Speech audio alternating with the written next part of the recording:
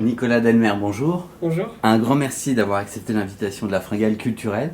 Merci. C'est un plaisir de vous rencontrer. Vous publiez un livre avec votre frère, Damien, qui s'appelle Frères jusqu'au dernier souffle, disponible aux éditions XO. Vous témoignez aujourd'hui, vous évoquez votre combat pour la vie en premier et en second pour le droit de mourir dignement. Oui. C'est ça le message?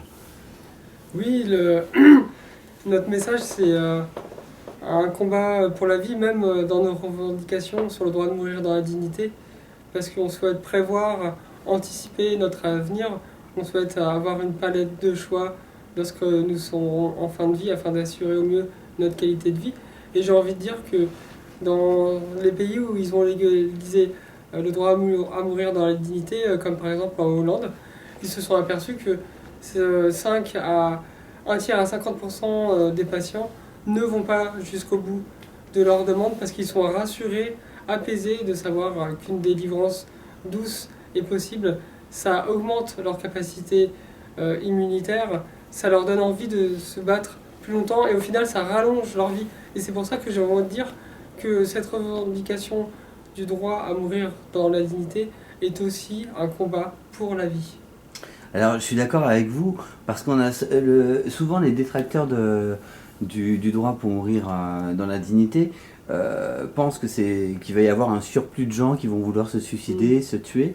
Et c'est plutôt l'inverse que vous êtes en train de nous dire, parce qu'en fin de compte, ça va vous rassurer, parce que dans votre témoignage, on apprend que vous et votre frère, vous êtes quand même en très mauvaise santé, et qu'à un moment donné, vous pensez évidemment à la mort. Oui, c'est surtout Damien qui est en très mauvaise santé. Actuellement, il est dénutri, il ne rentre même pas dans les critères de greffe, donc on lui refuse même la greffe. Donc qu'est-ce qu'il fait au final? Donc c'est pour ça qu'il revendique son droit au cas où, pour prévoir, anticiper, à mourir dignement, surtout en choisissant le moment venu, en maîtrisant sa propre mort. Et comme vous disiez, Christophe, c'est un combat qui permet aux patients d'être sereins et par conséquent de mieux vivre et combattre leur maladie et finalement à la rallonger. Et pour moi, c'est très important. Et pour beaucoup de gens, même pour moi au départ, pour moi, le droit de mourir dans la dignité, c'était c'est la mort et c'est tout. Bien sûr, ça permet de mourir, de partir sans douleur, mais aussi ça permet d'aider les patients et finalement d'améliorer leur qualité de vie et de la rallonger. Voilà. Alors finalement, Nicolas, ce que j'entends là, dans notre conversation, c'est que le fait qu'on soit plus clair sur cette loi, que ce soit légiféré, ça pourrait tranquilliser de nombreux malades et finalement leur donner le moral. Et en leur donnant le moral, ils pourraient peut-être avoir encore un peu plus de vie. Tout à fait, parce que le corps et l'esprit sont liés. Ça ne fait qu'un pour moi.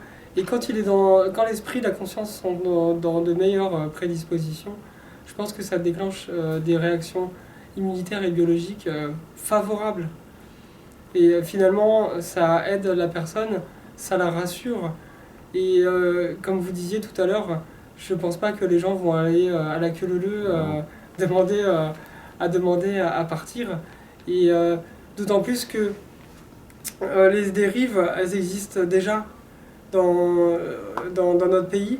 Selon l'Observatoire de la fin de vie, il y aurait 2000 euthanasies clandestines par an en France, 15 000 selon l'association pour le droit de mourir dans la dignité, parce qu'il y a des anonymes en toute discrétion qui aident des personnes à partir.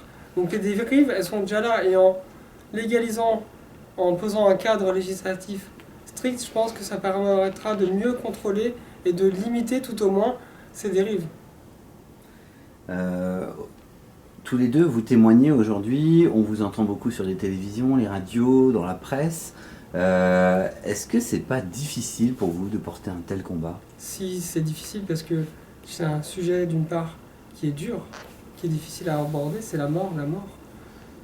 Et d'autre part, physiquement, ça me demande de l'énergie parce qu'il faut que je me déplace, il faut que je traverse une grande partie du pays.